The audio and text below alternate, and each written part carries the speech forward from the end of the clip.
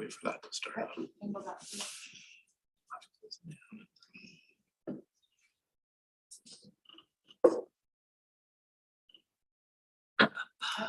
Yep.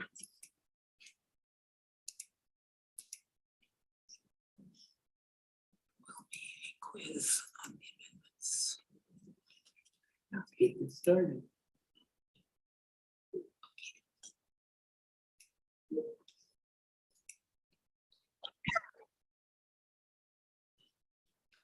Alrighty, I would like to call to order the Lacey Planning Commission meeting for Tuesday, January 17th. There is a quorum present. And I'm looking for a motion to approve the agenda and the consent items. So moved. Second. Moved and seconded. All those in favor?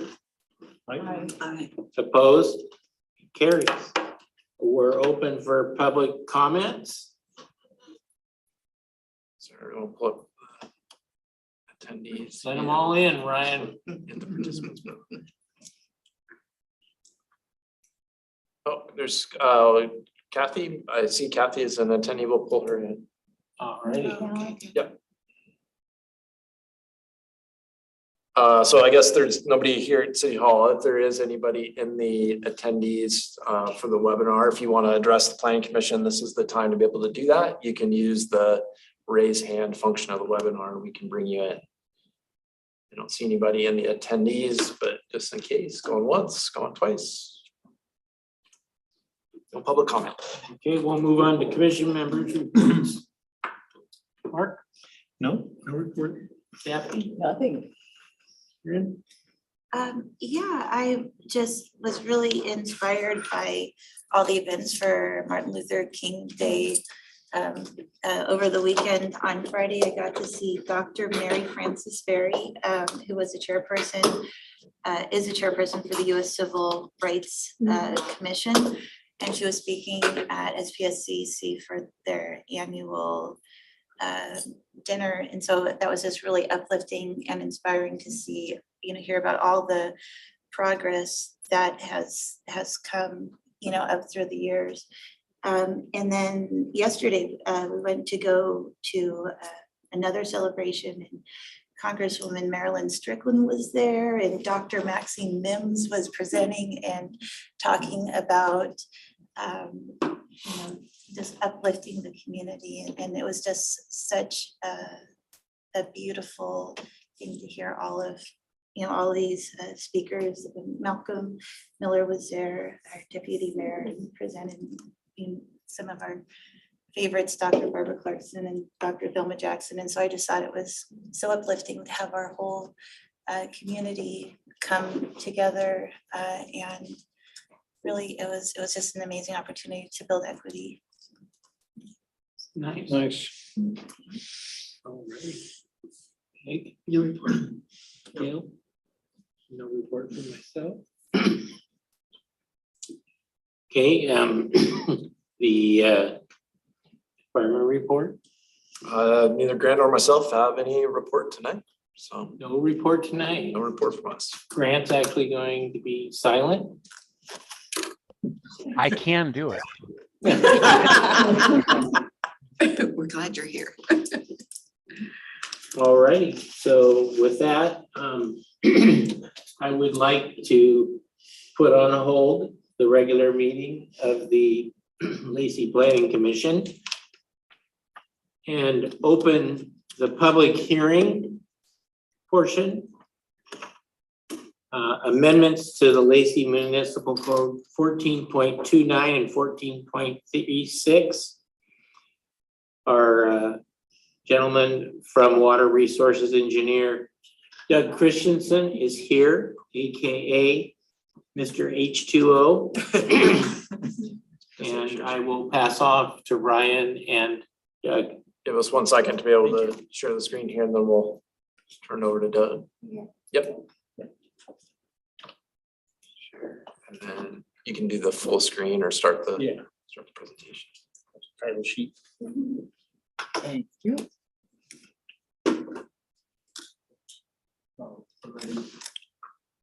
Just click out of this. Okay. there you go.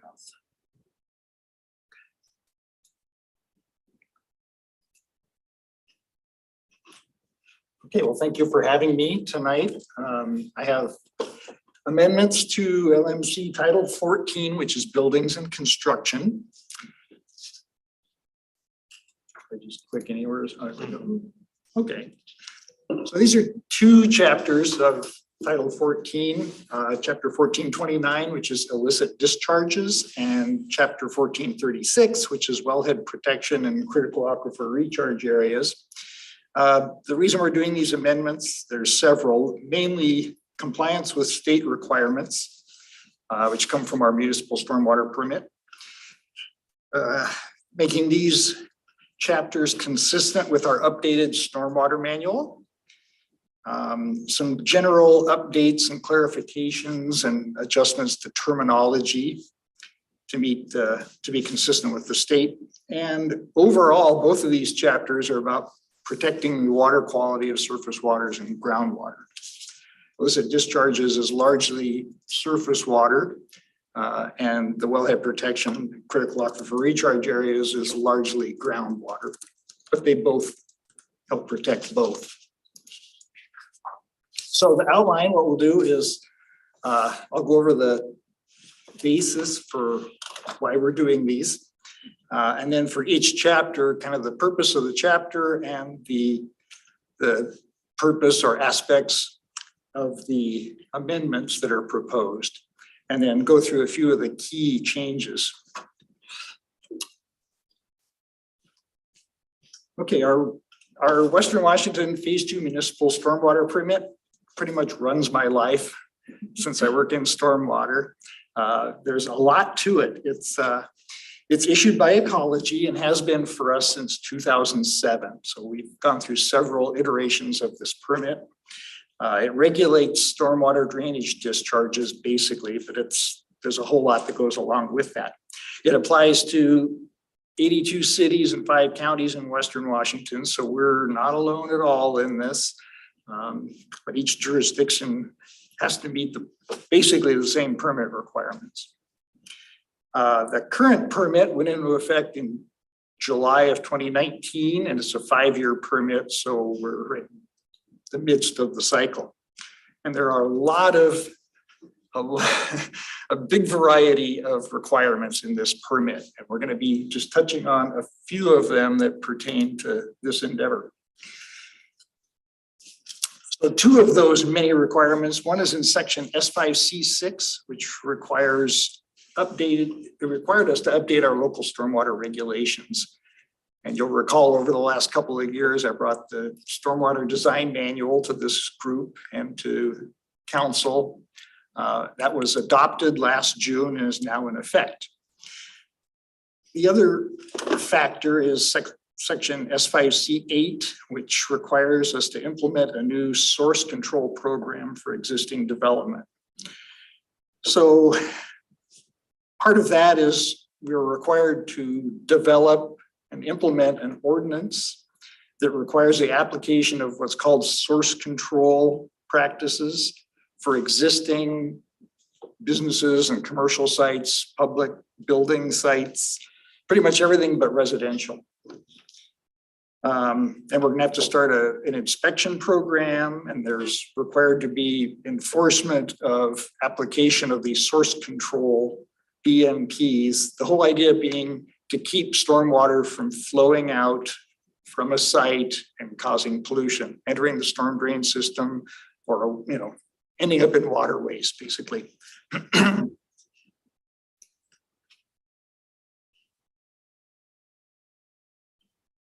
Okay, the basic purpose of each of these chapters, like I said, they're both related to water quality.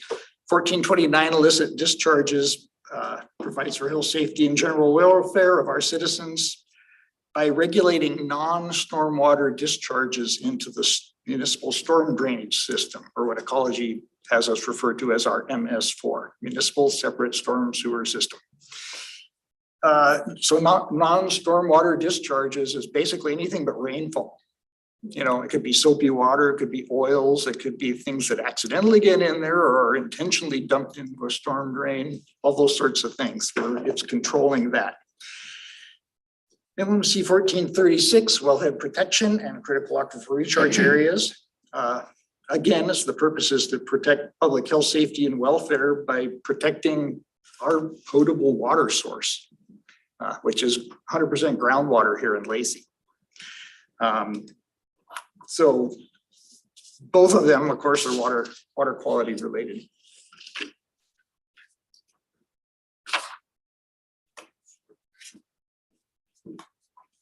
In chapter 1429, the two main aspects of amendments, one is definitions. Because we updated our stormwater manual, there were a lot of definition updates and adjustments that we have to match the state basically in our local guidance, and that includes definitions. There's about a 40-page dictionary of terms in our stormwater manual. So we had to make sure the code language was consistent with that. So a lot of the definitions are being changed in the code language. The other is adding wording so that we are in compliance to do the source control program and conduct the inspections and enforcement that we're required to do for permit compliance. In 1426, again, definitions that we've amended, and I think we actually added at least one definition in there that was missing. And updates to be consistent with the underground injection control program, which is an ecology program that is incorporated in our 2022 stormwater design manual. And in fact, we've tweaked it for local use, the submittal requirements and that sort of thing. But the UIC program has been around for about 15 years now. So it's not really new, but it's kind of new in being focused on in our manual, having a section for it.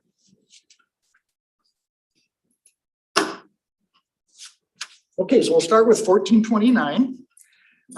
Illicit discharges. So there's definitions, and then there's the wording for the source control program. The main changes are in sections 010, which is the definition, 070, which is the source control requirements, and section 100, which is enforcement.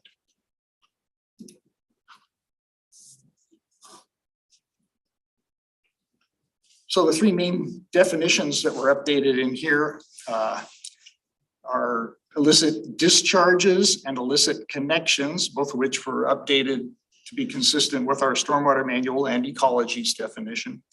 And then the source control BMP definition, which was added. It was not in here previously, but it's been added, and that's it's essential to conduct a source control program to define what source control BMPs are. And so that's added. It's the same definition we have in our 2022 stormwater manual.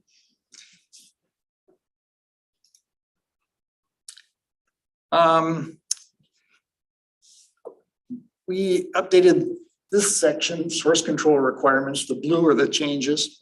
Updated it per ecology's terminology, basically. So it's wording like MS4 and the word operational in there. These are just for consistent terminology with what Department of Ecology uses and has us use. So that's really the main change in here. And then at the bottom, it talks about outreach, education for assistance. And there's more on that coming up in the enforcement chapter.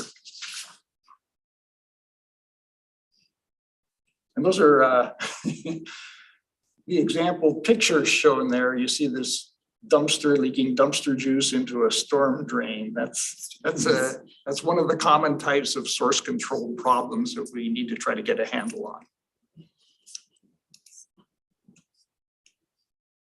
So inspections and monitoring of the discharges, we revised this wording for conformance with the new requirements in the permit. So again, just some language adjustment here for consistency and compliance.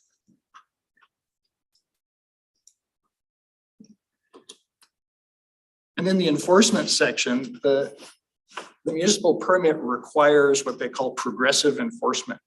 So we start with pointing out something that's wrong in a friendly sort of way and encourage cooperation. And then you progress with, with that kind of outreach and education. And then we tend to not get punitive.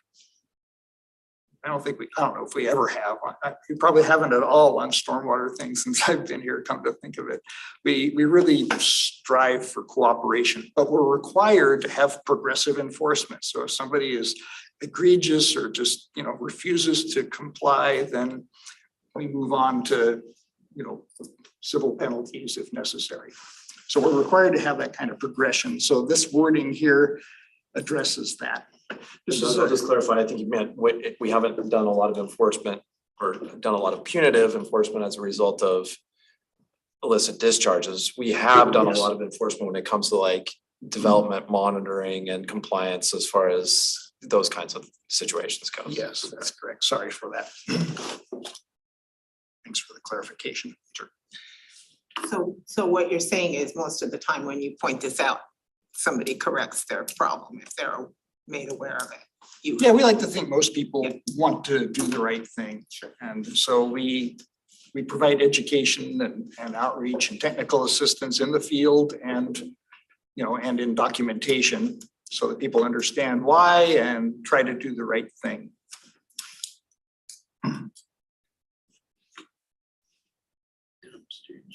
May I ask a question on that? Is this something where we have the staffing and the resources to do this level of enforcement? Or is that something separate that's not part of your discussion? Yeah, that's an ongoing issue with the permit compliance, from my perspective at least, is that we keep having to do more and more, and it's hard to ask for additional staff. You have to really be able to justify it. And some of these things we don't really know what kind of staff time it's going to take to do them effectively and be fully compliant. But I can tell you that jurisdictions all over the Puget Sound region are adding staff to address this program and other aspects of the permit. Do you find that people, regular citizens, report issues to you? Yes. Yeah. Mhm. When you get something like this, an amendment, and it's something that comes from the Department of Ecology, is there also something in their language that explains that they think it's going to require additional manpower or additional more employees for each city? I'm sure they acknowledge that. It's not really part of what they convey to us, though. That's for us to take and deal with Wow. as we need to. Mhm. Just as a reminder, though, we do have, so stormwater is a city utility. So if you check your utility bill, there's a monthly stormwater charge that goes towards a litany of things, including, enforcement and monitoring as a part of that. So, if you see your stormwater bill increase and those kinds of things, it's usually as a result of additional programs and services that the city's providing. Right. So we're funded by that stormwater utility charge. And there is some grant money that Ecology makes available. So we take advantage of that when we can, and, for whatever, as long as it's for that purpose. It's usually water quality related purposes, but yeah, it's an ongoing challenge to do all this stuff. So for 1436, the wetland protection and critical aquifer recharge areas, again, it's definitions and then sections for consistency, mostly with the underground injection control that has been incorporated in our new stormwater manual. So we're being consistent here. The main changes are in the definitions, the information requirements. The chapter 110 is the critical aquifer recharge areas. Sections 130 and 140, which have been basically 130 is redundant with 140. So I'll talk about that in a second. So combining those, and then standards for new uses, and then renumbering due to deleting section 130. We'll look at that in a little more detail. That's the renumbering here. It's kind of blurry, I think, but so there's a map of our wellhead protection areas.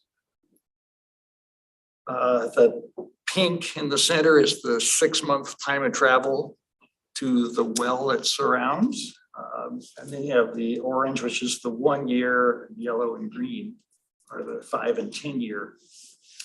So the definitions that we've updated here, best management practices, BMPs. So that's been updated to be consistent with our stormwater manual. Hazardous materials was updated to be consistent with LMC 1429 that we were just talking about, illicit discharges, so that those match. Stormwater BMP/facility was added. So that matches the stormwater manual and LMC 1429 also. And then the UIC well definition has been revised also just to be consistent with the stormwater manual, which again is consistent with ecology. And that's, that's critical because these deep UICs are a potential contaminant pathway. So we're being a little touchy about where those are done and how much analysis has to be done before punching any more holes in the ground for that purpose.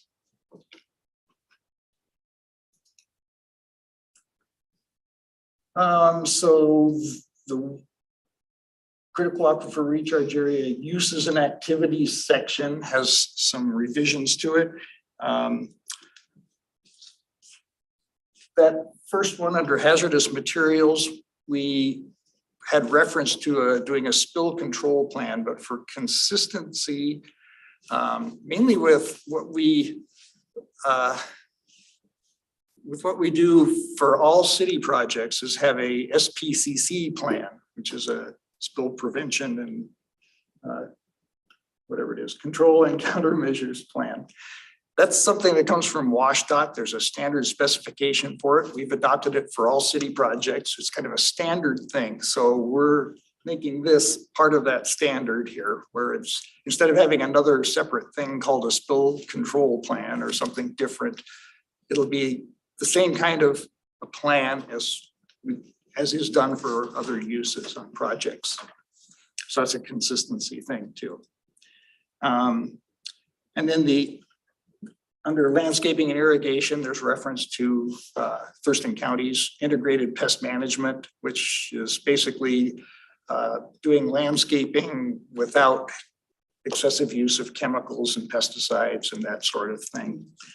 So that's just added for consistency also with our stormwater manual where it's referenced as well.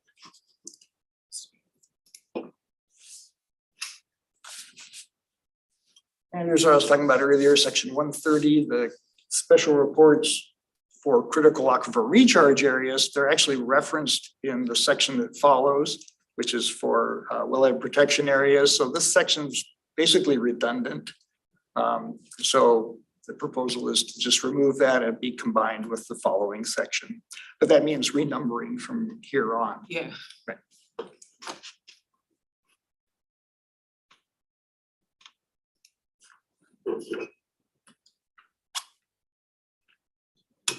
So the standards for new uses, there's a few things. So within the 1 year time of travel zone, there's fueling, dry cleaning, and deep UIC wells that are addressed in that 1 year time of travel, which is the area close to the wells where a spill or accident or a dumping of any of these kind of materials would get to the well rather quickly. So those protections are in there along with others that were already listed previously and are not changing.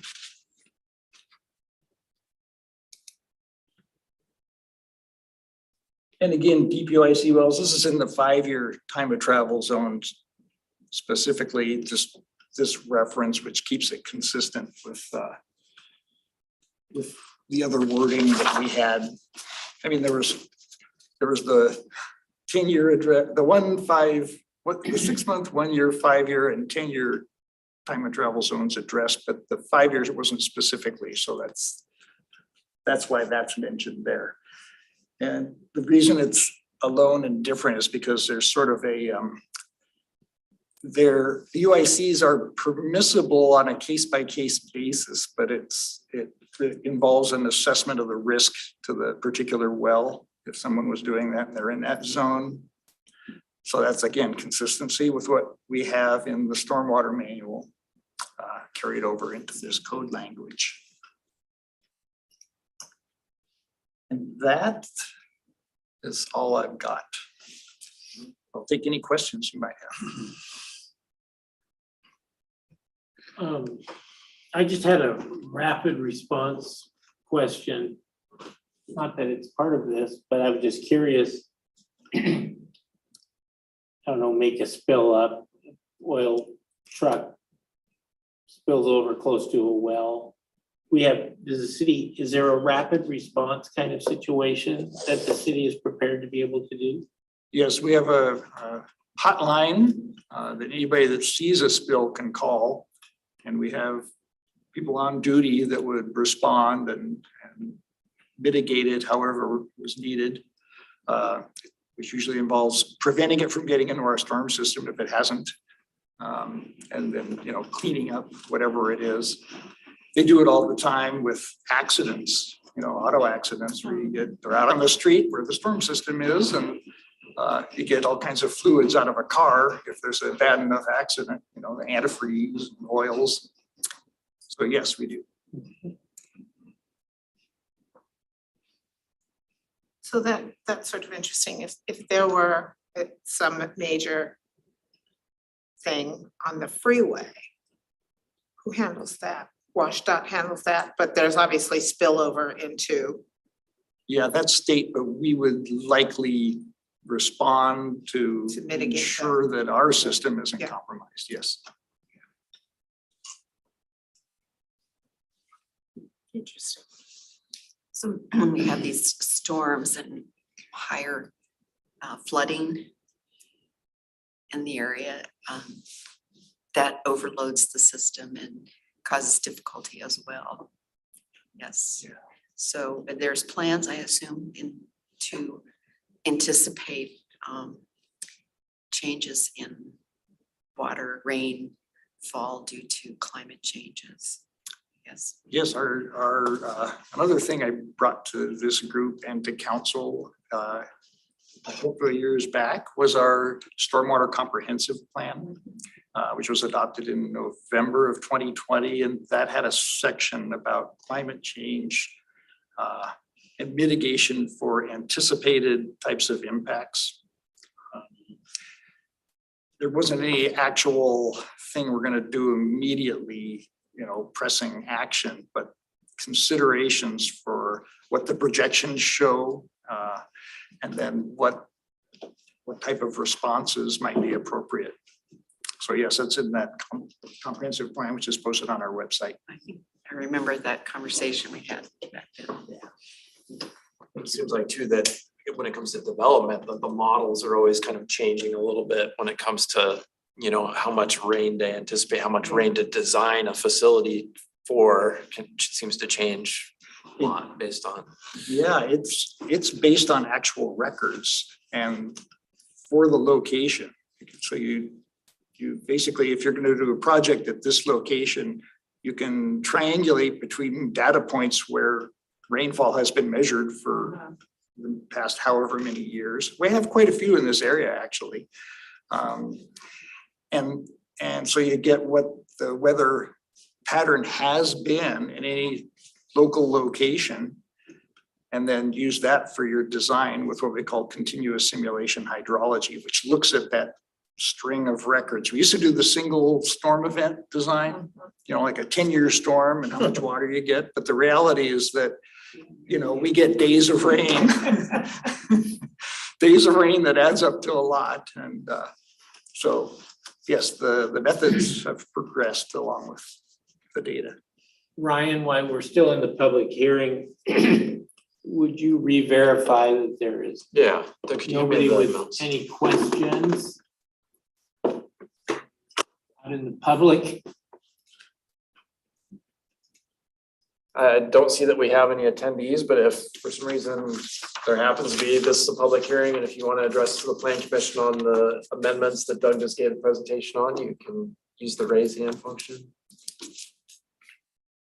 Not seeing anybody. We don't have any members of the public here Okay. at City Hall either, so safe to say that we're not gonna have any public comment on this, so feel free to, if you have more questions, you can ask away, So otherwise. I just have a sort of a question about the never-ending changes. The Department of Ecology makes changes all the time, I'm assuming, or fairly regularly, and then you have to keep up with those. So how do you deal with, between the time of doing this and doing the next one? How do you make those interim, do you make those interim changes to definitions and specifications and so on, and how do you do that? I don't go in and change code. This is only the second time I think I ever Okay. have. All right, And I've been here. so it's not all that frequent. No. But there are changes that affect various aspects of what we do. So our stormwater manual in particular. Yeah. Again, the big part of this effort is to be consistent with the changes we've already made in our manual. Right, okay. So those kind of things can happen. And ecology, you know, they update the permit on, well, they shoot for a 5-year cycle. It's gone to 6 years a couple Yeah. times, but, and along with it, they update their Western Washington Stormwater Manual, which we have to meet that minimum level of Right. compliance. You know, so the whole region does actually. So they change that about every 5 years now too. So yeah, we stay on top of all that, and then if we need to make a change in the codes Then you do that. like this, then we do that. Thank you. One question. Now this is considered a public hearing, and yet these are requirements for the Department of Ecology, right? For you to include in this document. These aren't things that if the public were to say, I disagree with this, it's still going to be going, it's still a requirement, right? We're still required. So this is yes. more education rather than a public hearing, if you will, or where we're looking for input or looking for change. It's still, we still procedurally are required to hold a public hearing. So we can't do this and just say, well, we've educated the planning commission, they said it looks good, and send it to the council without holding a public hearing. So this is a little bit of a formality to go through a public hearing, but it's a requirement as far as our process goes. So yeah, it's a little bit of, there's requirements, a little bit of education, but yeah, you're right. It's more of a formality to hold the hearing. And ecology goes through, a public process with Yes, right. the Would changes. imagine, that- Yeah, like right now, they have draft versions of their next version of Yeah. the permit and their Western Washington Stormwater Manual that have been posted. Then we'll have more, meetings with opportunity to discuss it coming up like this summer, and so on before it gets to actual implementation. So there's a process there too. If people don't like what they see, which is usually jurisdictions or development groups or environmental groups, there's a lot of comments that are made at that time on those changes in the permit and in the manual. But ecology, really, they have their authority. It's the way ecology's authority is it's basically passed down to the local jurisdictions. So they say, this is your mandate, this is what you need to do. But when it comes to regulation and enforcement, it's up to the local jurisdictions. Yeah. Which is there an open line of communication or do they ask for your input before they've finalized these changes? Are they talking to the cities and seeing, are these things manageable? Yeah, they let us know what's coming. They held at least one webinar already on the next proposed changes in the municipal permits. So they gave us a taste of what they're thinking of, and so we can chew on that and decide if we like it or not and provide feedback. Do they do any kind of fiscal impact statement of the changes that they make? Not that I'm aware of. Interesting. Okay, Ryan, do we close the meeting to? Close the move public forward- hearing. Yep. So you To can, move forward on a motion from. yep, so yeah, exactly. Okay. Yep. So if there's no other questions, I'd like to close the public hearing on amendments to the LMC 14.29 and 14.36. I'd like to thank Doug Christensen, Water Resources Engineer, for his fine presentation and the fact that he always makes understanding this quite easy. So appreciate it, Doug. Thank you. Appreciate you saying So so. what we're looking for is we actually need a formal recommendation from the planning commission with a motion to the. And do I the do council. that in public hearing or? You can do that right now. Okay, Yeah, so we are out of the public hearing. correct. So now I'm looking for a formal motion to move this forward to council. So moved. Move. Second. Let's give that to Kathy. Give that Give that to Kathy. So she I gets. wanted to say something. Second. Okay, any further discussion? All those in favor? Opposed? So carried. Thank you very much. Thanks, Doug. Appreciate it. We're not Arizona yet, we're not cutting people off from their water. Yeah, we're not cutting people. We're gonna move on to old business. This is gonna be Hans. We're gonna talk about the neighborhood commercial update. Hans, you're up to bat. Hello, hello. Yes, hello. As you know, Meridian Market has put in their, apparently, Ryan, put in a site plan, Their design review, design review. correct. Yep. Because that's so- out on neighborhood or whatever that. Yeah, I believe we posted it, yeah, I was just gonna say, I believe we posted on our city's website, so that's basically the exterior building elevations, the review for that, the landscaping, those kinds of things. It's a precursor for them to submit their building permit. So they're moving forward in the process, I guess is what that means. So that is in the hands of The staff, staff at the city. yeah, that reviews that. Okay, Hans. All right. So today I'm going to really run through the feedback that we received from the Neighborhood Commercial District Community Outreach Survey. We received comments both in person at our open house and online. So we combined all of those into one format, and we're going to run through the results that we've heard by question. So there's a bit here, but we'll try to move quickly, and feel free to jump in anytime you have a question. So it's a little bit of kind of how we got to where we're at today. We did a hybrid open house format that was both in person, where folks could come and share thoughts. A lot of you attended that, and thank you for your attendance. It was very valuable. We had a lot of folks there, so those that were able to attend, your presence was definitely helpful in being able to really kind of have those one-on-one conversations with folks. So thank you for that. We also reached out about this event to publicize it, and then also about the survey via social media, newspaper publications, both in the Thurston Talks, the Olympian, and I believe even in Jolt. So it went out in a couple different formats there. And then we also used our HOA email mailing list and other distribution lists. There was one actually developed for Meridian Market specifically, so information went out via that email list as well. And then the city website and youth council were other areas where this information was shared, and folks were encouraged to participate, but then also share the survey with other folks as well to share feedback. In total, we had around 100 participants at the in-person event, and then online we had around 849 completed surveys.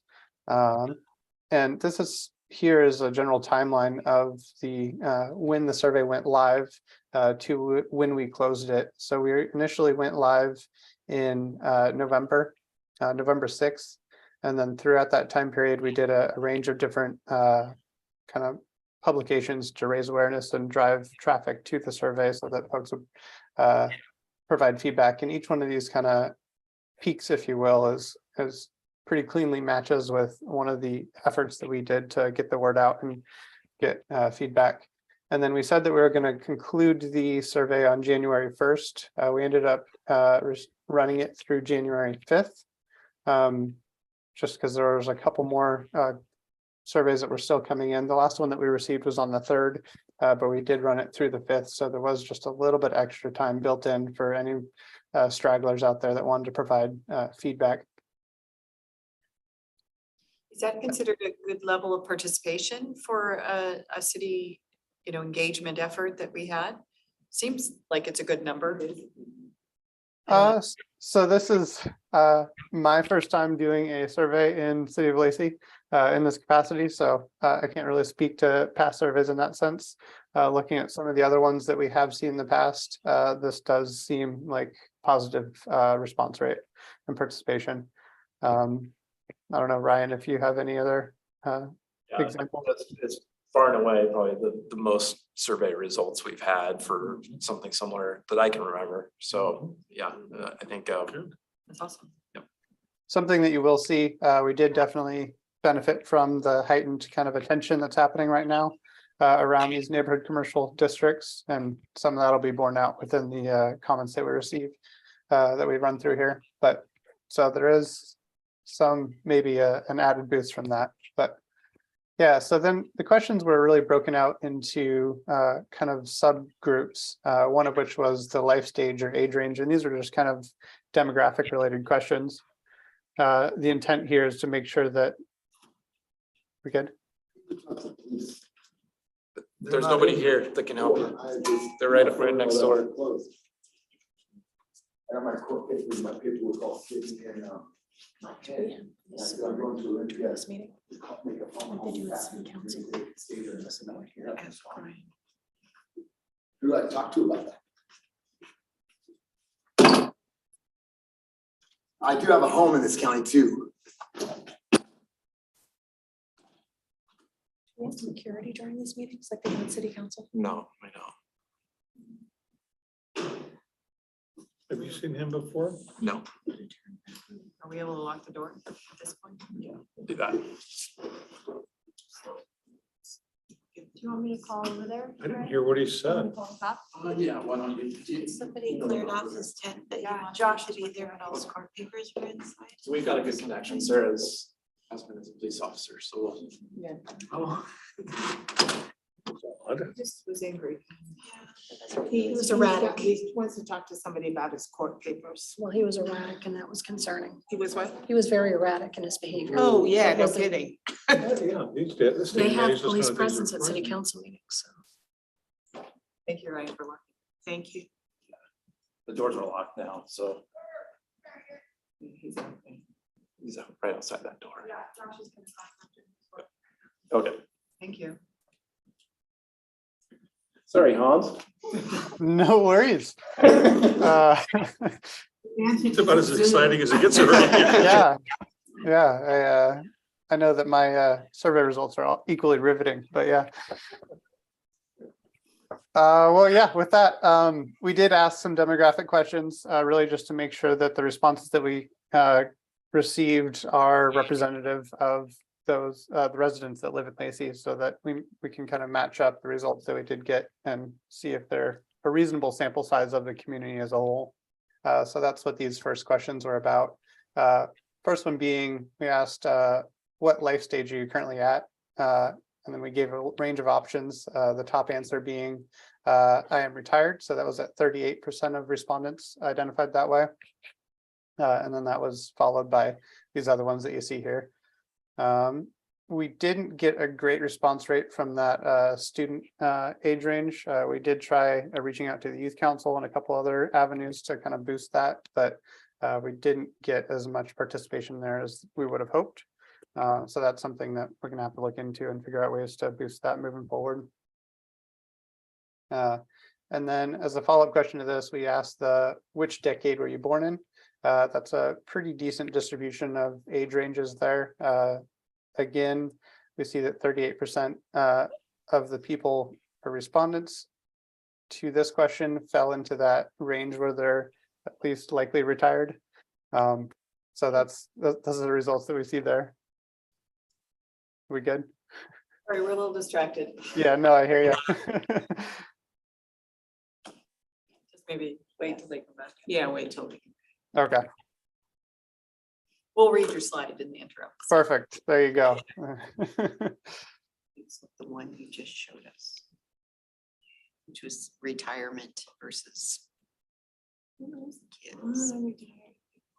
Yeah.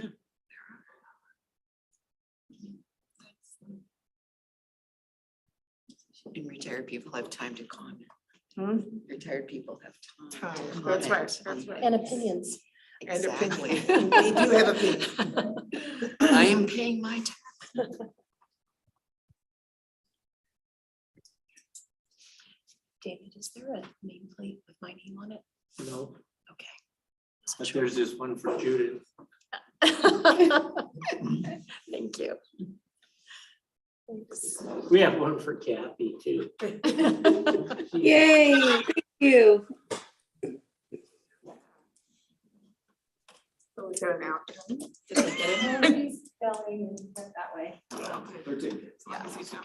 So you much very better. much for looking out for our safety. Yeah. Yeah, thank you. Much appreciated. Okay, moving on again. We also asked some additional questions that fall into this category. So what is your gender? 69% of respondents identified as female. What is your race or ethnicity? This was a multiple choice option. 87% of respondents identified as white or Caucasian. That's not to say that they only identified that way, but given a range of options, they at least selected that one. And then that was followed by Asian American at 6%, Hispanic, Latino, or Spanish at 5%, and then Black or African American at 3%. And then we also asked, what is your annual household income? 25% of respondents identified a household income between 100 and 150,000 a year. So those are, well, aside from the question number 3, as far as the gender question, those are relatively close to the demographics that we see, kind of the average demographics, if you will, within the city of Lacey. So yeah, that's what we have there. And then from that, we pivoted into home and work related questions, just to get a sense and feel of kind of day-to-day activities, where people do their shopping and what are some of the motivations behind that. So the question that we asked here is, do you live or work within the city of Lacey? And then there was, yes, I live in Lacey. Yes, I work in Lacey. Yes, I live and work in Lacey. And then no or other. And what we see is that 83% of survey respondents identified as, yes, they live within the city of Lacey. And then interestingly, 74% of respondents identified that they do not work within the city of Lacey. Some of that can be answered by the large group of participants that identified as retired, but that is still a larger number than that would be answered by the retired group, and then those that fall into that student category or range there. So maybe that's a question that we can take a look at a different time. And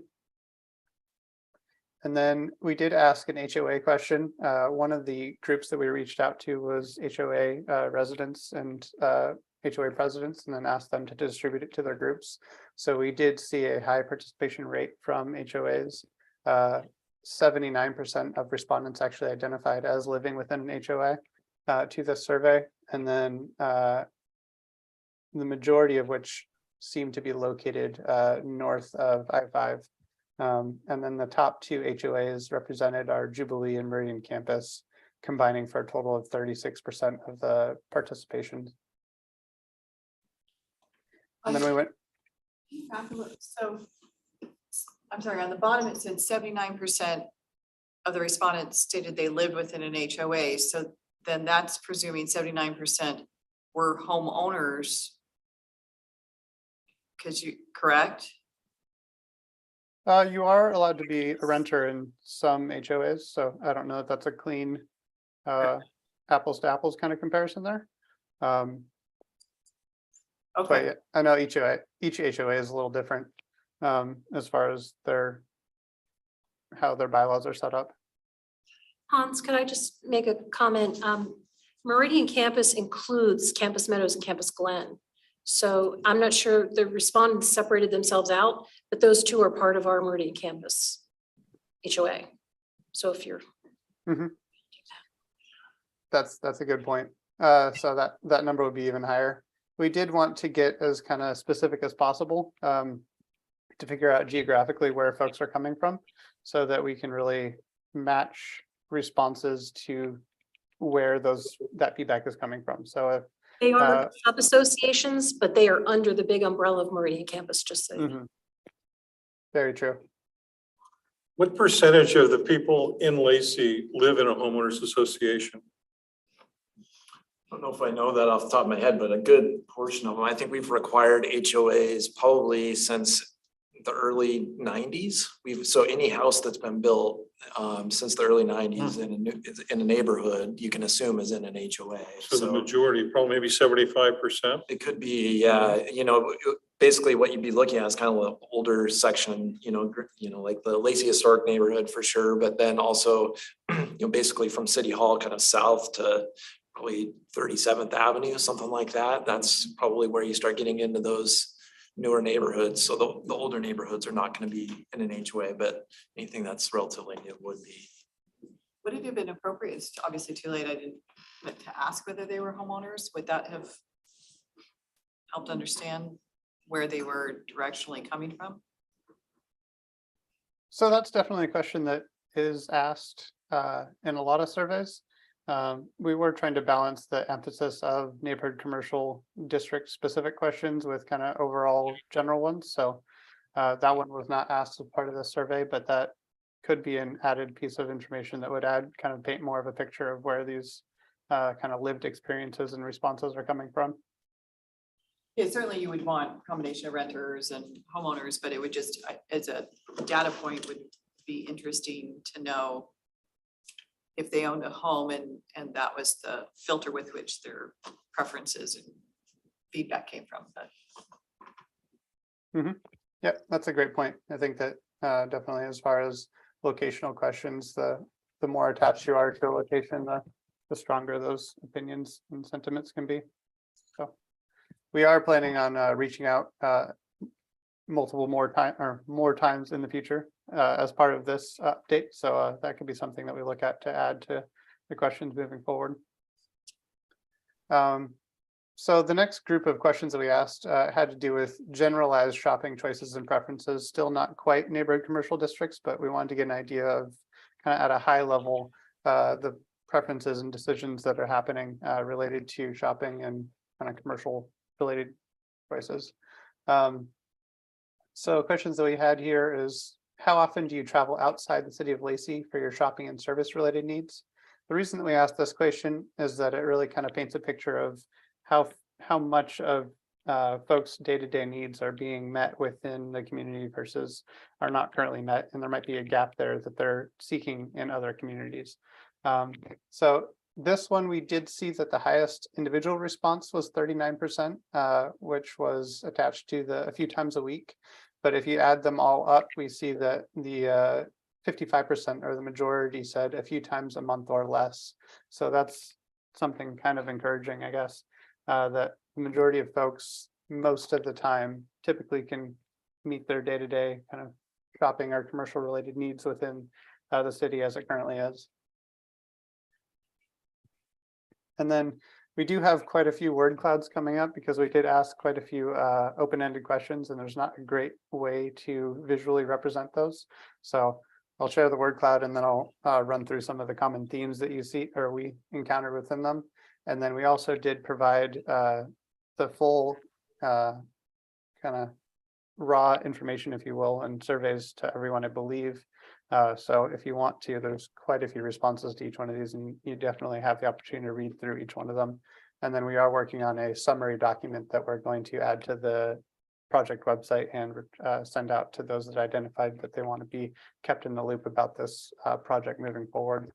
So this question is, what are the most frequent retail or service related businesses you seek out in other communities? So it was kind of that follow up to that first one. So when you are leaving the city of Lacey to do shopping or other related activities. Why are you doing that is really kind of the question we're getting at there. What establishments are you seeking out that aren't currently provided?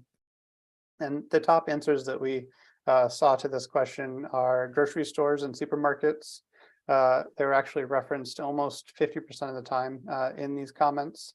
And these ranged from kind of more generic statements to specific destinations identified, including destinations like Spuds, Trader Joe's, and Whole Foods, and co-ops and farmers markets were big draws that folks were leaving Lacey to find in other locations. I believe Trader Joe's was actually identified within 18% of comments, and then co-ops and farmers markets were identified around 7% of comments within the open-ended comments. And then other common topics included cafes and restaurants at around 40% of comments discussed those. The mall or department stores, so kind of larger box style stores at 17%, and then medical or health destinations, and that was around 10%, to give you an idea of kind of what themes were discussed throughout these. Any questions?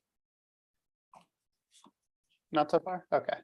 And then, so the next question that we wanted to learn about is accessibility. So when folks are traveling to these destinations, what mode of transportation do folks take, and kind of how easy is it to visit and access those destinations? We asked, question 10 was, do you live within a 15-minute walking distance of a commercial or retail center? We asked this question partially because it's connected to Sustainable Thurston goal, that 72% of households will live within a 15-mile half-mile or 15-minute walk of an urban center, corridor, or neighborhood commercial district. And that's a goal that was set, or a target goal for 2035. So we wanted to find out, kind of as a health check, if you will, or how are we doing right now? Are we on track to meet that goal or not? One of the things that neighborhood commercial districts were intended to do is kind of fill some of those gaps farther out on the periphery that our more traditional commercial centers don't reach. So those farther flung destinations still in the city, these neighborhood commercial districts have the potential to fill some of those more distant areas that don't live directly around our more established commercial districts. 801 individuals responded to this question. The vast majority of them said they do not. We did provide a map to this question as well for reference, because not all neighborhood commercial districts are actually kind of readily known to the general public. So that was one element that we did add there. And then as a follow-up question to that, we asked, what are some of the limiting factors that prevent you from walking or biking to existing commercial or retail districts? Understandably, proximity was the top response, and a lot of that has to do with just too far away. They don't live close to these locations. But if we look beyond that, what we see is that safety concerns related to sidewalks, narrow shoulders, busy roads, things like districts are not equipped to accommodate walking and cycling. And then within the open-ended comments, we see a lot of infrastructure related concerns as another primary limiting factor. And then we also see a preference for driving over other modes of transportation. So we understand that we're not going to reach everybody, and isn't necessarily going to be something that everybody's excited about, but infrastructure related concerns was definitely a strong theme that we saw within this. And to learn more about the answers provided within that question, we did kind of a follow-up open-ended box that you can kind of expand upon any of the answers you provided or identify anything that we may have missed. And within this question, again, it was a lot of infrastructure related things. So missing infrastructure that supports other modes, so non-vehicle oriented modes of travel, safety concerns over transportation use or mode conflicts. So fast moving roads next to either very narrow shoulders or unprotected sidewalks, that kind of thing. Unauthorized kind of encampments, crime, and weather were also themes that were identified in here. and a lack of interest in carrying larger goods home with you. So if you're going to a larger department store, you're not going to carry necessarily everything home that you're going to buy there. So the types of commercial establishments don't really match the walking style is kind of something that we're hearing there. So that's that question there. And then we pivoted and got a little bit more specific to neighborhood commercial district specific questions. This next group had to do with kind of the values and priorities of these districts, what's working, what is missing, what's kind of needed.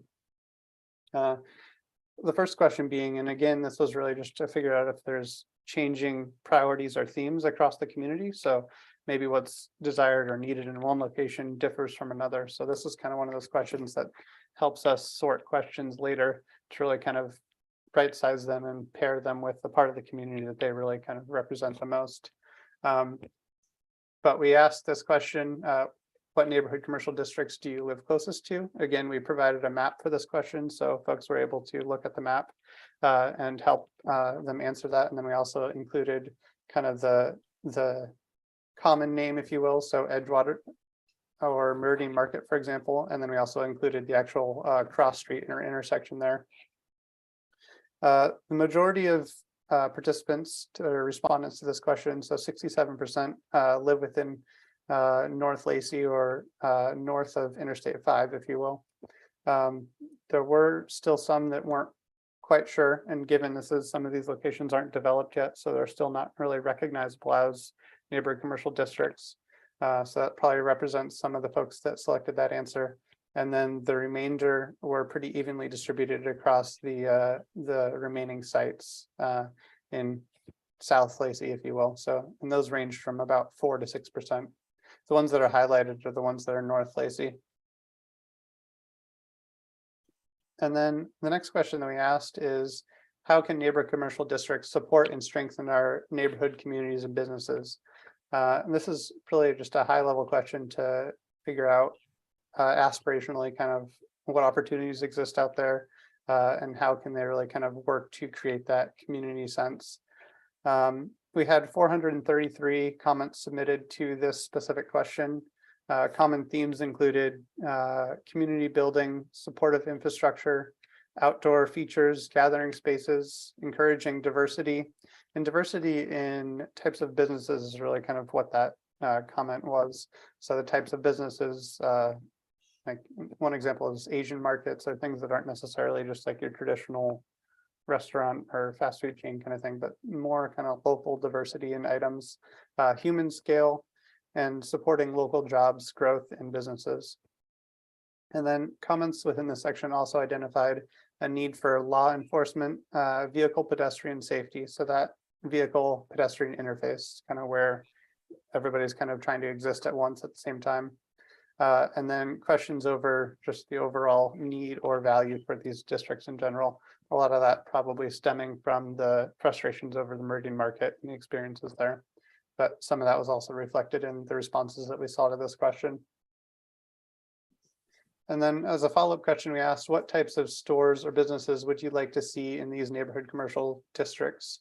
And similar to question 9 from above, the types of stores that folks are traveling to, we see a lot of those stores again show up in here. The primary difference being that the bigger box stores, the department stores, the mall, which did show up in question 9, are not echoed in this question.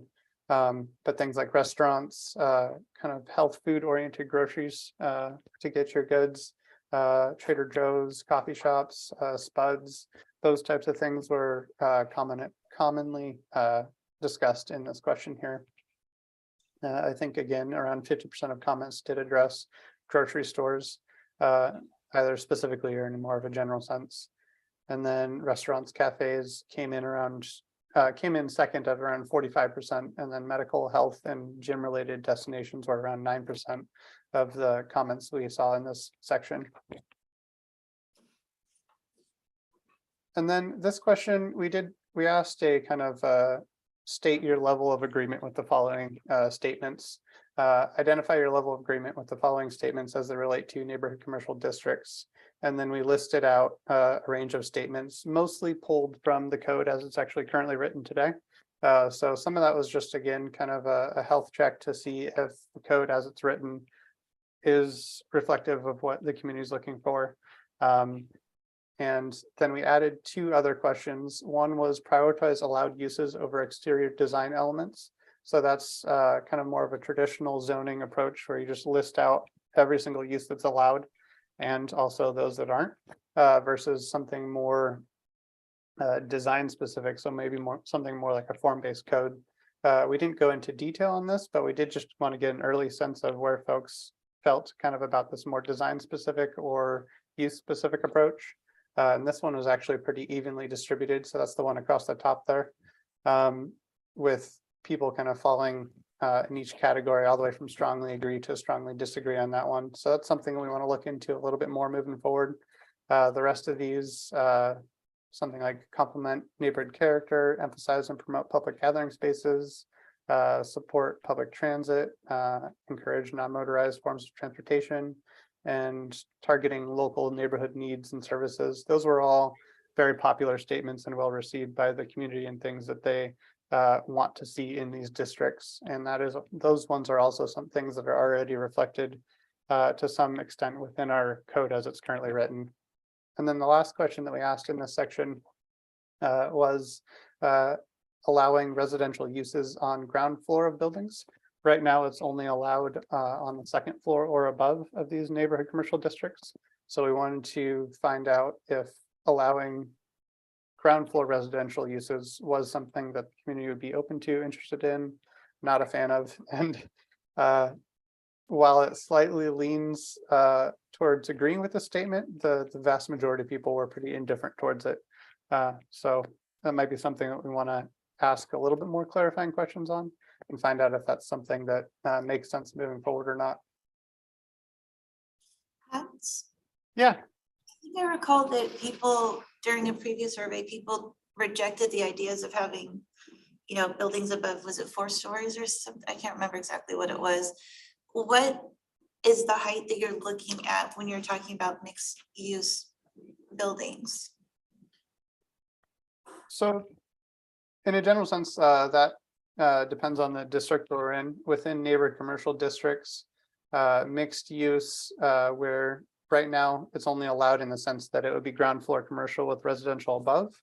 And I believe some of that has to do with what's directly adjacent to that district, each location. So there are some height limitations depending on if it's low density residential right next door, then that's going to be a lower height allowance compared to something that might be a little bit more of a higher density or a different type of use that's directly next door. I don't know, Ryan, if you can help me out here. I don't know off the top of my head what that one is. 35 feet. So our current code, I believe is 35 feet, and that's the same as a single family. So it's going to be, neighborhood commercial is going to be the lowest height limitation that we have across all of our commercial districts. Okay. And I think that's just directly related to the compatibility issue that a lot of these neighborhood commercial locations are in and around single family zoned areas. Mm-hmm. I'm sorry, maybe Hans, maybe you said this, but what was the purpose of the question about the residential use on the ground floor buildings? So right now that's not currently allowed, but it is something that we've been looking at and hearing from some of the existing owners and prospective people that are interested in these locations is would residential uses on the ground floor be allowed in the future? So it is something that it's a question that we've been hearing, and it's one that we wanted to ask the community and get their feedback on. So just a thought, if we do like follow-ups, to me, it's a difference of whether personally I would care about whether we allowed it or whether I personally, for my own safety, want to be on the ground floor of a commercial building with commercial use. So I don't know, maybe it might be a safety question as a follow-up to something on that. Absolutely. I think right now we wanted to get a general sentiment, and then the ones that we didn't hear definitive or clear answers on, we're going to pursue those a little bit further and see if we can get some more detailed feedback on them. So, yep, I agree. The next question that we asked is, can you think of any example districts that you would like to see in our neighborhood commercial districts? modeled after. So the reason that we asked this one is sometimes it's a lot easier just to kind of picture a location that you've been to in the past. Instead of kind of getting into the detailed code questions, more just are there locations that you've been to that you appreciate and would like to see our commercial centers or districts, neighboring commercial districts modeled after. And within this one, we had 277 people provide responses to this question and actually name locations. Top destinations included University Place, DuPont, the Proctor District, Point Ruston, Fallsbow, Wildwood in Olympia, Port Townsend and Bellingham as a few kind of top examples, but they ranged from within Washington State, within the region to the country to even destinations in Europe and other places. So this question is helpful in the sense that we can actually take a look at some of those destinations in their code and see if there's common elements within them that we might be able to borrow for neighborhood commercial. And then we can actually do some visual preferencing with actually showing those destinations and having folks kind of express their level of agreement or how much they like that idea or vision for these districts compared to another. So that's one that we're going to explore moving forward here. And I'll talk a little bit about that in the future or in a few slides here. And then we kind of pivoted from what do we want to see to what are the kind of existing or anticipated needs of these destinations, or what's kind of not really working well about these destinations as they currently are. First question in this section being, what are the barriers to neighborhood commercial development? What suggestions do you have for achieving community vision for these locations? And to this question, we had 375 open-ended comments. The most common theme was fear over the loss of neighborhood, and really more specifically the neighborhood, this was residential character in a lot of these comments. And then while there was a recognition that a lot of folks did view these destinations as have a possibility of being compatible with neighborhood character and really fitting in. Items like traffic, hours of operation, scale, kind of more that human versus large vehicle interface, crime and safety, environmental protections, infrastructure, so kind of the surrounding sidewalks and how do you access these destinations. And then who are they, kind of who are the target patrons, how far or broad are these destinations kind of pulling in folks from? Were all items that would need to be addressed really before these destinations could be viewed as successful based on this question here. And then as a follow-up question to that, we asked, should any of these districts be redesignated or converted to another use? The most popular answer to this question being the Meridian Market location at 59%. In total, there were 252 folks that responded to this question.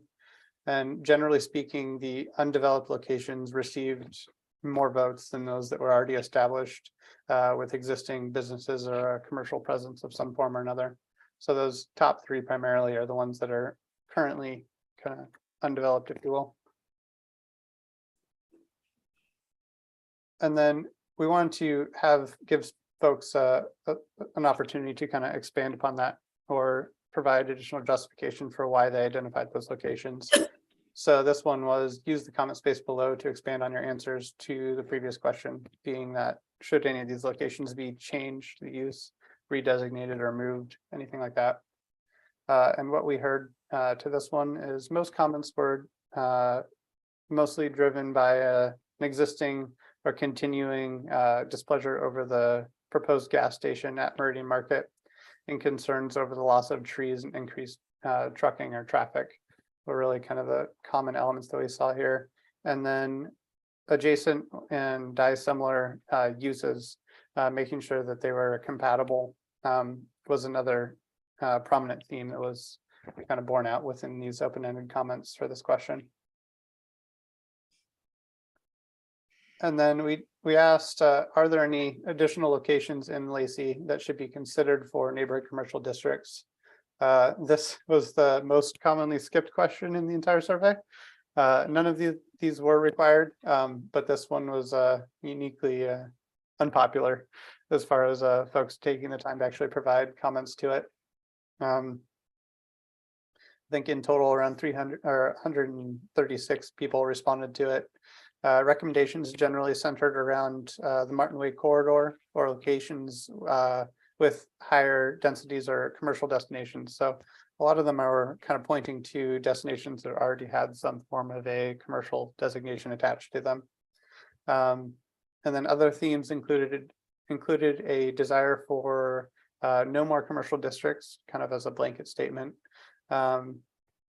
This wasn't necessarily specific to neighboring commercial districts, but just as a whole, kind of commercial establishments. And then the protection of trees and existing or kind of remaining natural habitat zones, kind of as a justification for why that desire was expressed. And then the last question was just kind of an open-ended question that I like to ask at the end of any survey that I put out, and it's, are there any additional locations? Nope, sorry, I am one question ahead of myself here. So I'll take that back. Are there any additional locations in Lacey that should be considered for neighboring commercial districts? I think I duplicated the wrong question here. So that's the wrong slide. But the last question that we asked was, is there anything else you would like to share or any additional comments that you'd like to share with the project team or any questions that we missed that you would like to include at this section? It was really kind of an open-ended one to make sure that we asked all the questions and that there wasn't anything else out there that was pressing that folks wanted to talk about or share. And within that comment or within that question, folks chose to discuss a range of city-related topics, not necessarily specific to neighborhood commercial. Common themes did include the Meridian Market, but then also other areas of development just across the city. The relationship of different types of uses, so residential, warehouse, open space, and kind of how all of those interact and what those spaces look like and how different types of uses land next to each other and how they can be kind of arranged in a way that's still compatible with each one of the needs of those locations. And then general comments about the performance of the city, some more positive than others. But then there also was a fair amount of appreciation for the outreach and the effort that's been conducted to date related to this project. So those were kind of the common themes that we saw within that open-ended question. So that was the survey results that we heard so far. And then kind of looking forward as far as next steps, we do want to conduct what we're calling tenant outreach. So reaching out to existing businesses or commercial establishments that exist within these locations. We want to learn really what it takes to be successful as a business within these locations and make sure that that is something that's captured within this outreach and the questions we're asking. So we're partnering with our economic development coordinator to actually reach out to each one of these businesses and get that feedback as well. So that's something that we're working on this month and next month. And then survey analysis. So we talked about this a little bit earlier, but looking at those example districts that we asked about and researching kind of if there's any common code elements, getting some kind of photos of these districts for the next open house to kind of show those and compare those.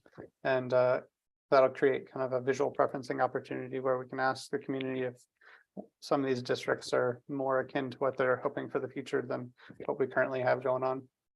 And then share findings with the community. So that'll be that next open house. We'll include a website presence as part of that. And we'll gain additional guidance based on those example districts and visual preferencing. And then from that feedback, I believe that we'll be ready to start actually drafting kind of potential code revisions or updates. Because at that point, we will have asked a lot of those kind of more specific code related questions and really kind of have some direction on where to go from there. And then the next step will be public briefings. So that's kind of the planning commission, like what we're doing tonight, land use and environmental committee, city council. And that's going to be generally April to May, and then draft neighborhood commercial district code updates as that May to June timeline. And that'll include public hearings, recommendations, and potential council action. So yeah, that's kind of where we're at today and what we're looking at moving forward. I think that is the end of my slides. So if anybody has any questions, I'd be more than happy to see if I can answer them. What do you think, like, analyzing those in depth, what do you think the, 2 or 3 main points that were shared by a majority of respondents that should be considered by the city and the planning commission and the council? Yeah, so I think one, or I guess the top one is that neighborhood commercial districts aren't inherently bad. There definitely is a role for them to play within the city and a value. I don't know that the existing locations are currently being very successful at achieving that. But I think that as though they're currently described within our code, I think that people do get the vision and understand it. And generally speaking, it is something that folks agree with in kind of the idea concept. I think in practice, we're falling kind of short of that with some of our locations. But I think that they are generally positively viewed despite kind of some of the recent challenges that are going on there. So that would be kind of one. Some kind of grocery store north of I-5 was a big theme that we saw throughout. And more specifically, something that's more kind of healthy food kind of grocery items. So Trader Joe's was referenced a lot. Things like Spuds or co-ops or farmers markets were referenced a lot. But there's a lot of kind of north residential traffic that's coming across I-5 to do grocery shopping. So that was a common theme that if something was available on that side of the freeway, I think that would be a very popular destination. And something larger than kind of what maybe a gas station is able to offer, but definitely a larger, not necessarily a box store scale grocery store, but something in that kind of grocery specific range. And then for the third one, I'd have to think about that. I think that there's a lot to dissect here and there's a lot of information in it. So I think that, yeah. For that third one, I saw a very loud outcry of protect the remaining trees. That was a big Very message that I saw especially in these parts of Meridian campus where they've seen acres and acres of mature growth completely mowed down for the apartment complexes. And the message that I saw throughout the survey when people had the chance to do free response was just, please, we're the tree city, please protect what's left. Don't let this continue to happen. Clear cutting, massive clear cutting everywhere. So. Yeah, when I went through and looked at the comments too, that one stuck out as just being an obvious one. Another was more restaurants, and another one that I saw that was very common was no more gas stations in residential areas. Especially just to pop up constantly in those comments. And the safety issue. Yeah, crime On the and streets safety. issue, the homeless issue. Mhm. the drug- Yeah, there were definitely a lot of themes that were very common and frequently repeated within each one of these questions. Some that are more specific to neighborhood commercial districts and some that are kind of more general. So the safety one, I think, is there's some connections to neighborhood commercial specifically, but I think a lot of those comments were kind of city level comments. I think the protection of kind of the environment, again, there's some of that connection to neighborhood commercial, but I think again, that was a really kind of a city broad statement and perspective. I think the safety one also, and then there was quite a few warehouse related questions that I also saw within the comments. And again, not necessarily specific to neighborhood commercial, but definitely a common theme that we see repeated within quite a few of these questions. And that's one of the other valuable things about the survey is that it doesn't have to be just used within the lens of neighborhood commercial districts. I think there's a whole lot of additional content in here that we can take to inform other projects and things that we're looking at. So. Yeah. Hey, Hans, this is Kathy. So I have a few comments and I don't I don't know if they're questions. I don't know how to address them. And some of this you've heard me say before, because I said it the last time you shared some of these results.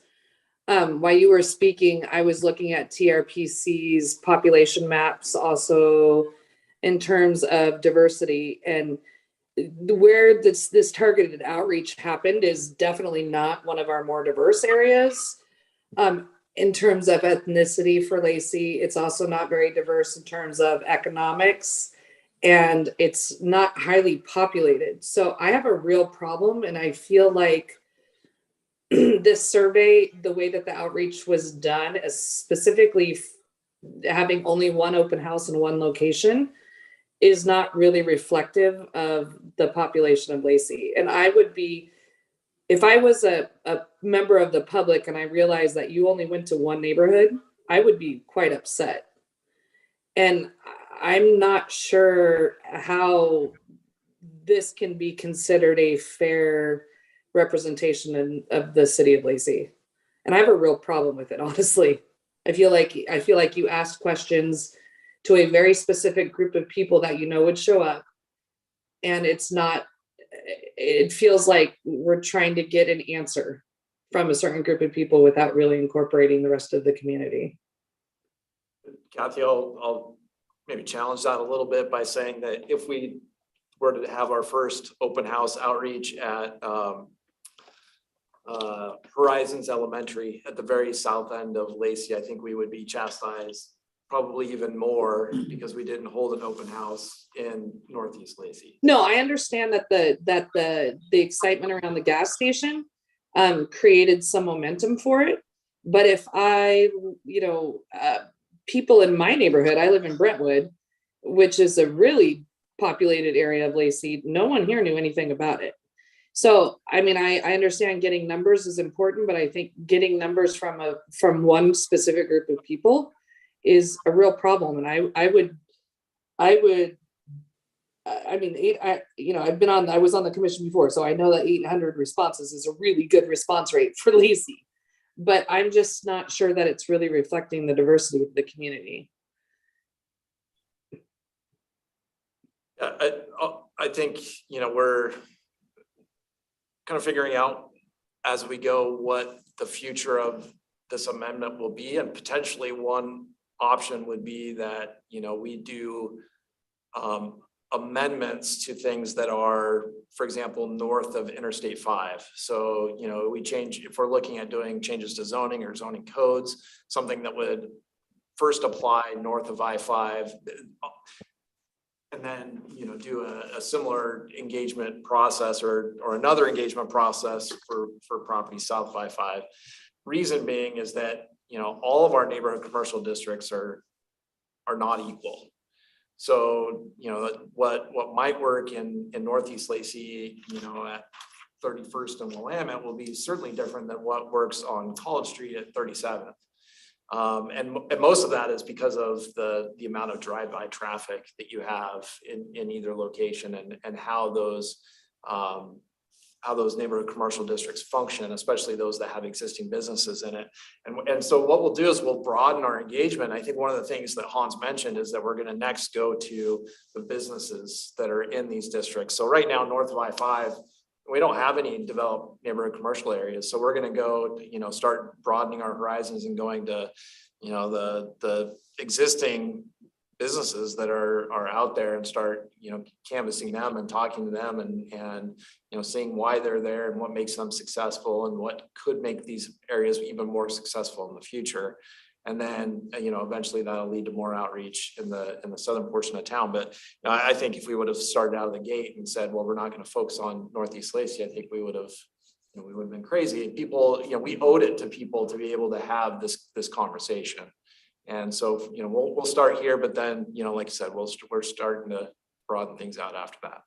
So based on that, why would we not then schedule more outreach events on the north end? Why would we only have the one? I worry about fairness and how people are going to view this. And I worry that people are going to say that Lacey targeted who they wanted to target to get the answers they wanted. And that's how it feels. That's how it feels to me.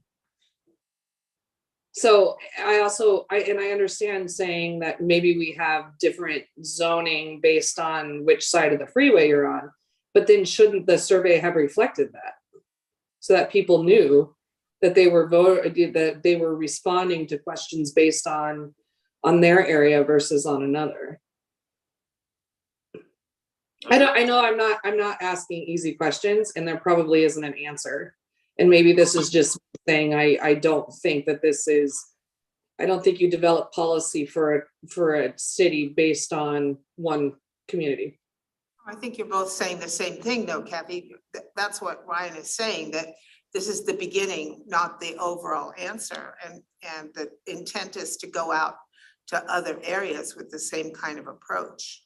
But only the business community. It didn't say that we were going out to the residents. It said we were going to the business community, which isn't the same.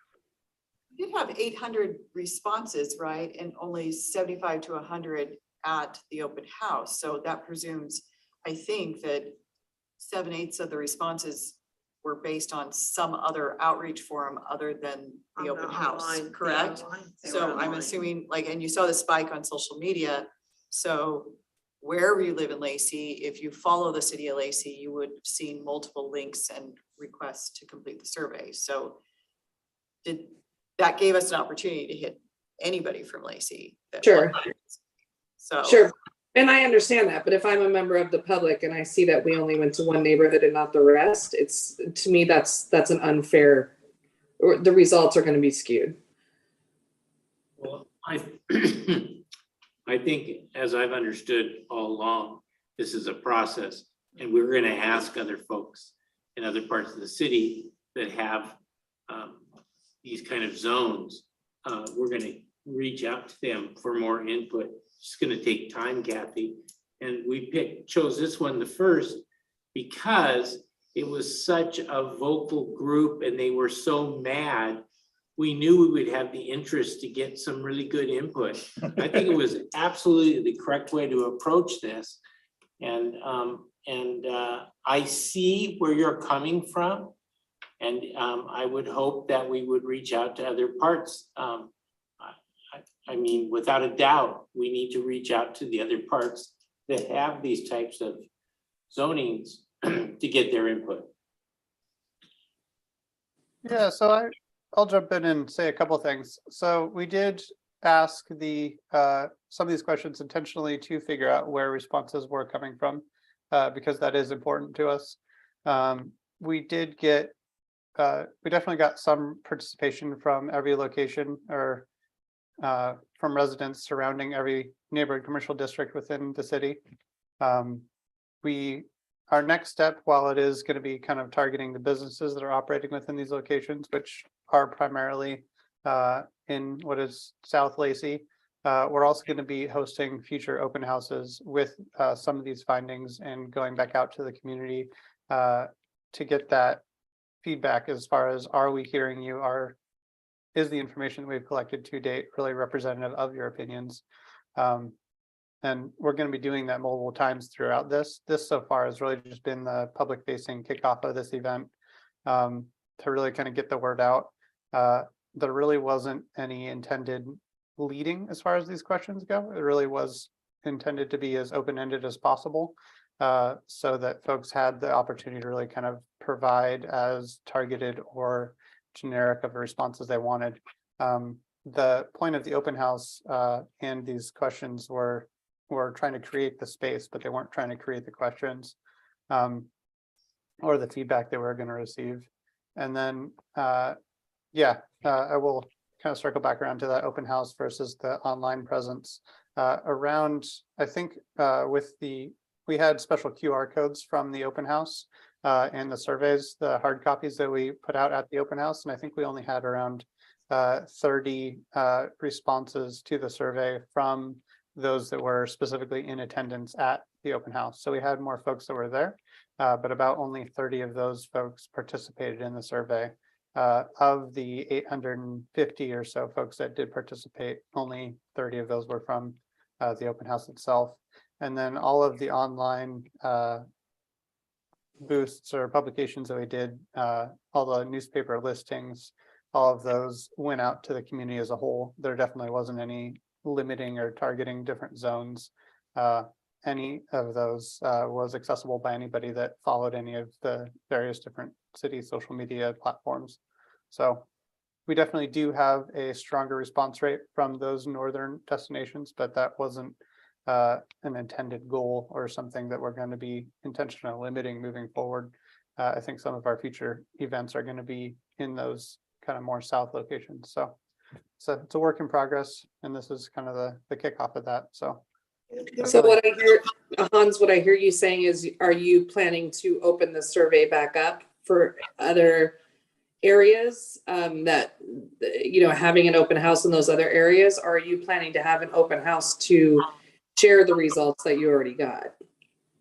it's going to be twofold. So it's going to be sharing the results that we have, but paired with that is going to be the opportunity to say, yes, this is consistent with my general perspective of this question or the feedback they're receiving. So we're going to get that confirmation with each one of these questions. And then it's also going to be sharing some of the example districts or other locations that participants have identified and getting additional feedback on if those are popular examples and things that folks would like to see moving forward or not.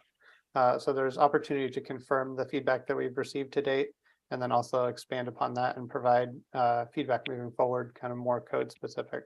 So we don't have those questions written at this point, but there is going to be ample opportunity to provide feedback on what has already been shared and where the neighborhood commercial district should be going moving forward.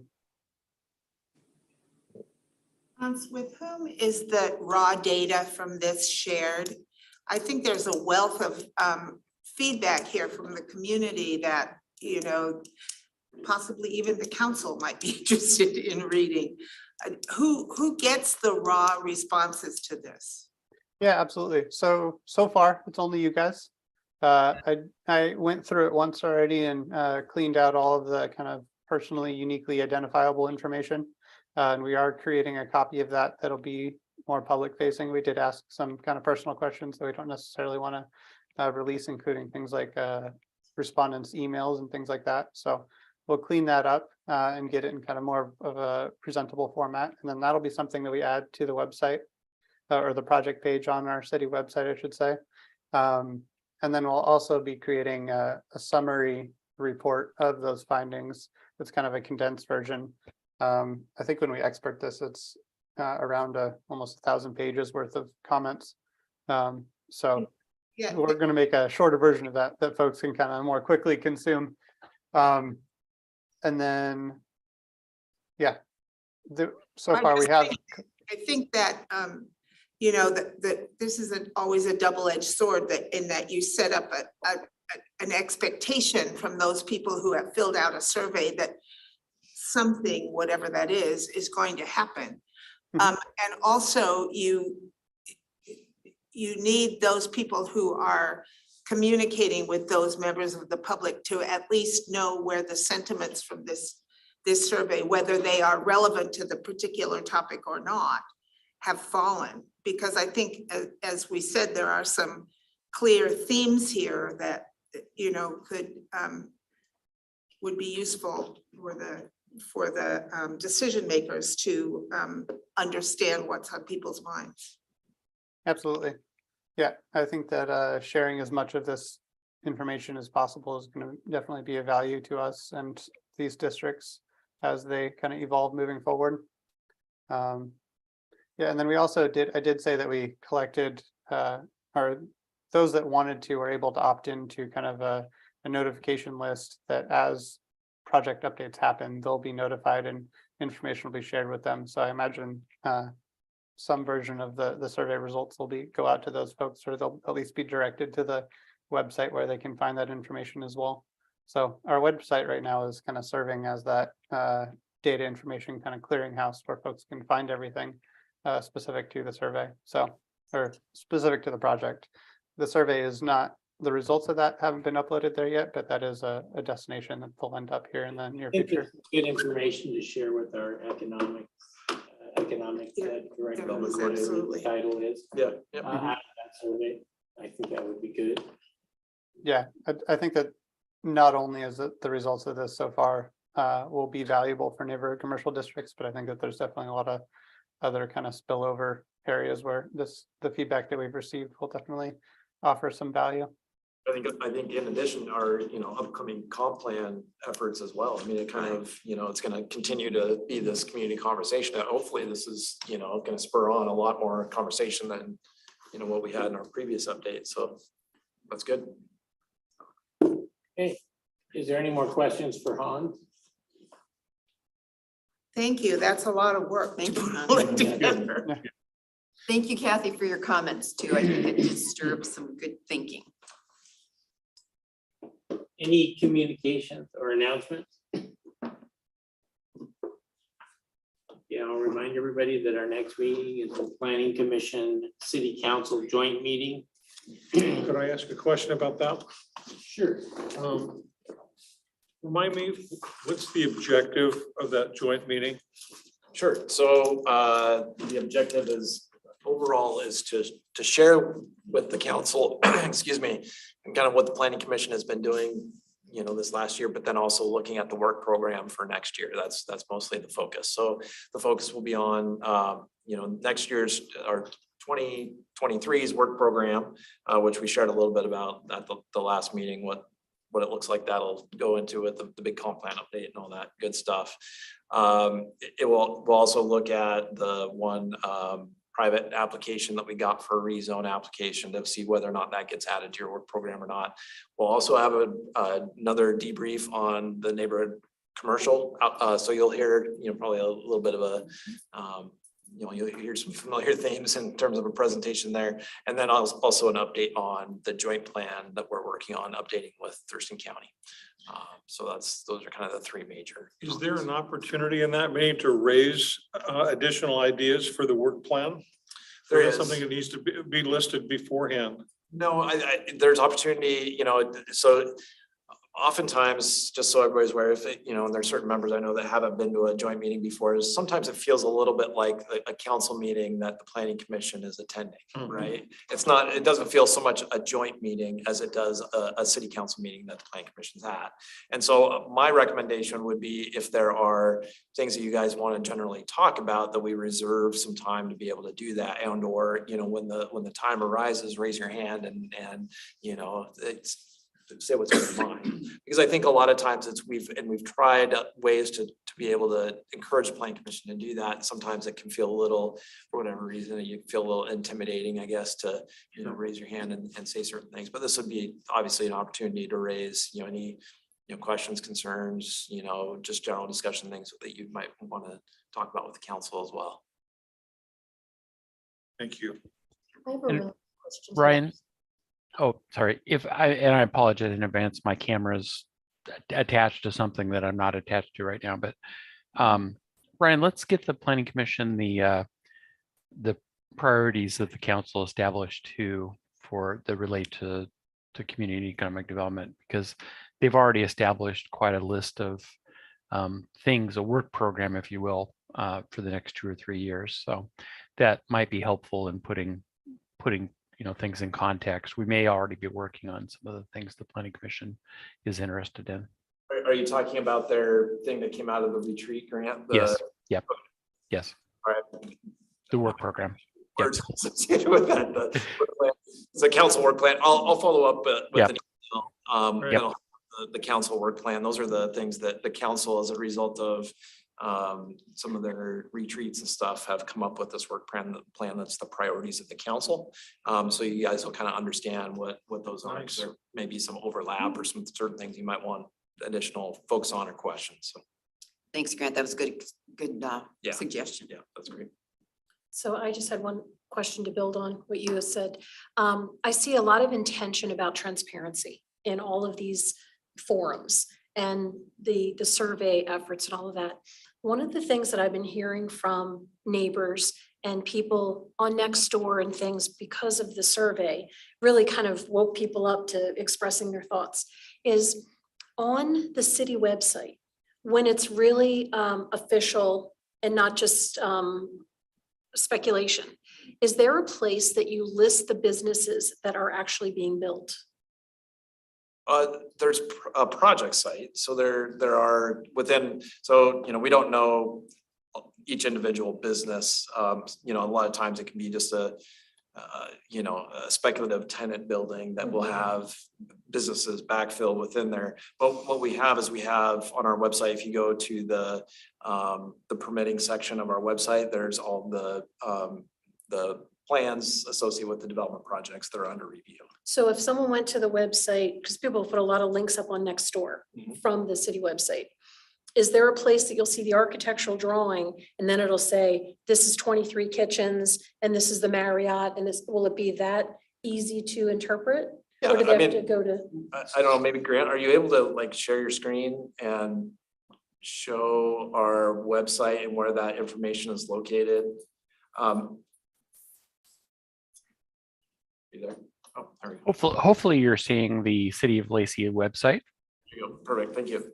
Are we? Yes. Yeah. Okay, thank goodness. So actually it's even a little bit easier than that. There's two ways to get to that. Under trending topics, project updates, that goes to a map of all the city projects, both in public works and community development. So the public projects and the private developments that are in process. And you can filter by department, and we're working on additional filters to make it even more user friendly, but for now it's by department. And then here's your all the projects that we've got in place, and Sarah maintains this and publishes all the documents that we have that are public record as soon as we get the project and it's complete. So there's that, and then the other way to get there, and I've lost my back bar because of that darn thing. Grant, is there a way, I was just wondering if people have to publicly post, I think for some permits, they have to like post them in a local newspaper or something. Is there Mhm. some kind of way, aside from going to the website, that people will be alerted to possible applications for projects? Yes, let me show you that in just a second here. The other way to get to that that same development page is through the permits link on the front page, and you can see the projects under review here. And you can sign up for a notification list so that anytime we once a week we'll send out a notification to whoever's on this list of all the new stuff that's come in. And do developments have to reach out to people within a certain radius of their, where they're applying for a permit?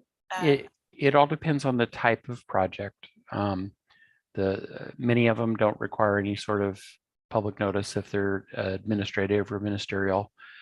Quasi-judicial has to have a public notice, a public hearing notice that's mailed out to adjacent property owners as well as a legal publication. Many others don't, which is why we set up the email distribution list. Thank you. Thanks, Grant. Thank you. Good. Okay. Very helpful. Yeah. It's been great having Grant here. No kidding. Yes. That's pretty nice. Do that stuff that, I mean, this is, not only do we have a new website that is much more functional than the previous website, but we also have Grant who's like, IT assistant director for our department as well. Pretty so, awesome. yeah. So to remind everybody again, the planning commission city council joint meeting is on February 9th at 6 p.m. Right here. Good. We'll see you then. Great, thank All you. right. Thank you. And. What was he saying? Settle down. Yes, we are adjourned.